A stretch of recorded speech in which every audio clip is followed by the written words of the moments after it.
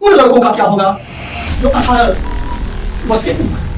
अब तक supreme court के ही आदेश पर निजता के अधिकार को अनुच्छेद 21 के तहत मौलिक अधिकार में मान लिया। कोर्ट ने कहा कि हम विधायिका को इस तरह की जिम्मेदारी नहीं दे सकते। इस स्तर पर समलैंगिकों के अधिकार के बारे में एक गंभीर माहौल बना हुआ है। स्वागत है आप सबका।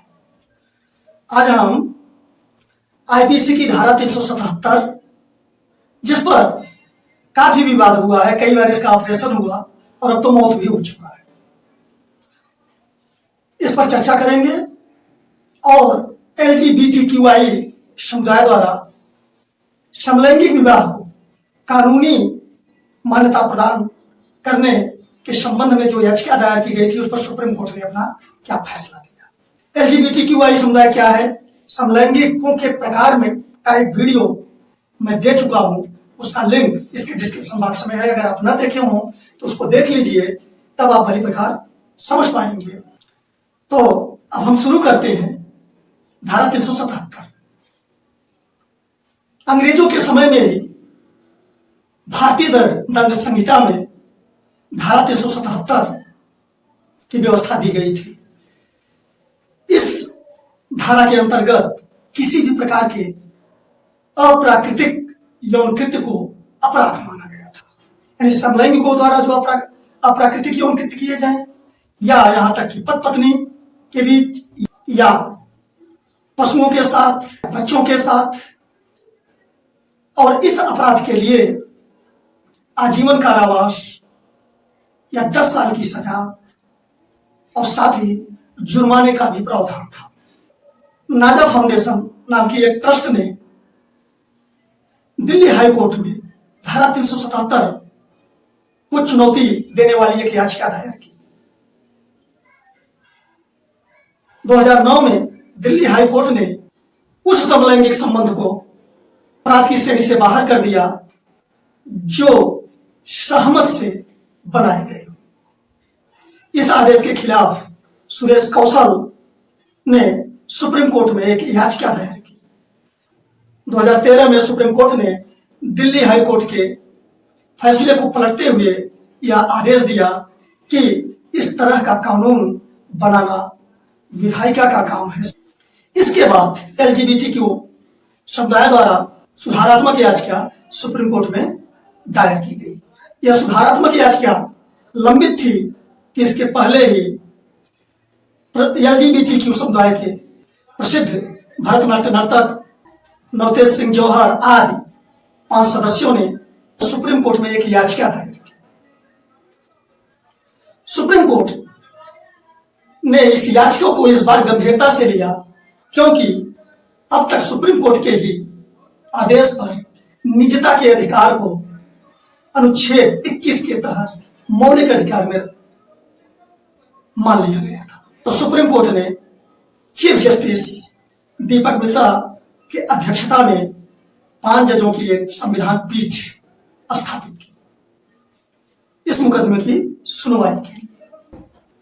सुप्रीम कोर्ट ने 6 सितंबर 2018 को अपना फैसला सुनाया। उसमें धारा 377 को आंशिक रूप से रद्द कर दिया, यानी समझ से समलैंगिक अधिकार को अपराध की श्रेणी से बाहर कर दिया, यह मानते हुए कि धारा 377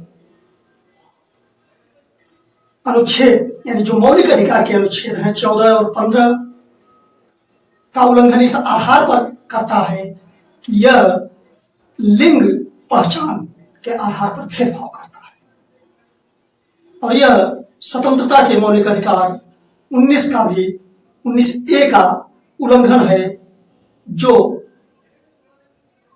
LGBTQI समुदाय को अपनी पहचान महसूस करने में बाधा पहुंचाता है। यह अनुच्छेद 21 का भी उल्लंघन है जो मानव गरिमा और अपने पसंद की स्वायत्तता का विरोध करता है। लेकिन इसमें पशुओं के साथ तथा बच्चों के साथ यौन कृत्य को अपराध की श्रेणी में बरकरार रखा गया। अब तो संसद पूरी तरह से धारा 377 को समाप्त कर चुकी है। तब एक बड़ा प्रश्न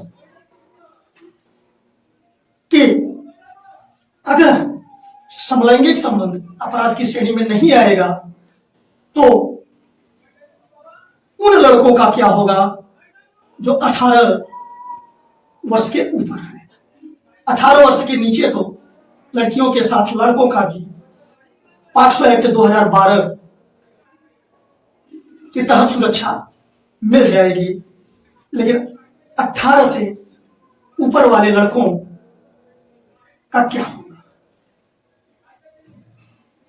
इस तरह से कानून अपने समान सुरक्षा की गारंटी वाले कर्तव्य का निर्वहन कैसे कर पाएगा।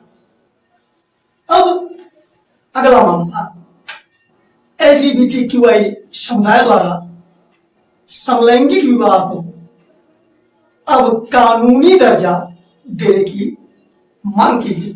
इसके लिए सुप्रीम कोर्ट में उस समुदाय द्वारा याचिका दायर की गई। चीफ जस्टिस DY चंद्रचूड़ की अध्यक्षता में 5 जजेस की संविधान पीठ ने 11 मई 2023 को इस पर सुनवाई पूरी की और फैसला सुरक्षित रखा।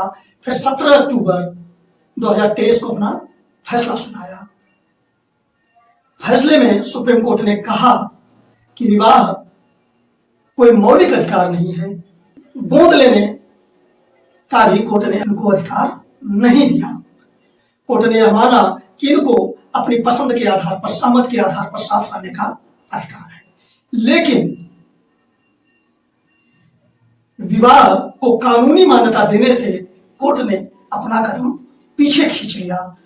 अब LGBTQI समुदाय को यह आशा थी कि जो विशेष विवाह अधिनियम है कि जिसमें 2 व्यक्तियों को शादी करने की कानूनी वैधता है, उसके तहत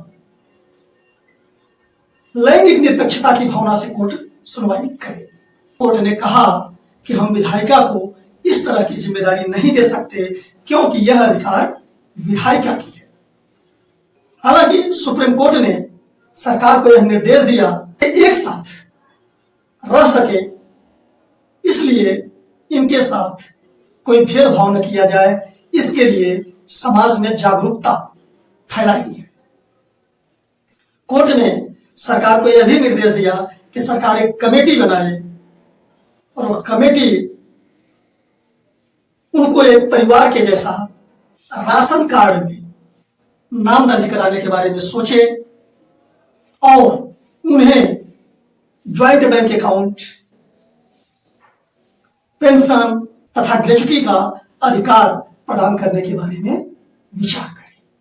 हालांकि विधायिका बहुसंख्यक लोगों के विचारों को देख करके चलती है।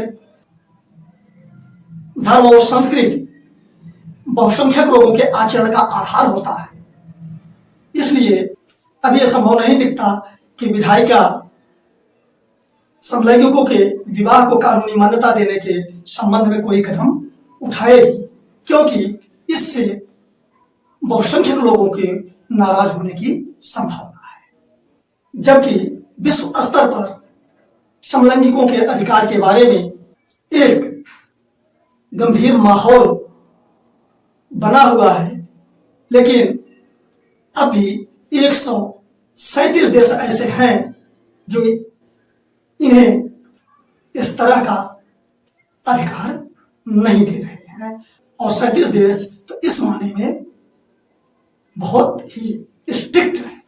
इसके बारे में आप अपना विचार कमेंट बॉक्स में जरूर दीजिए।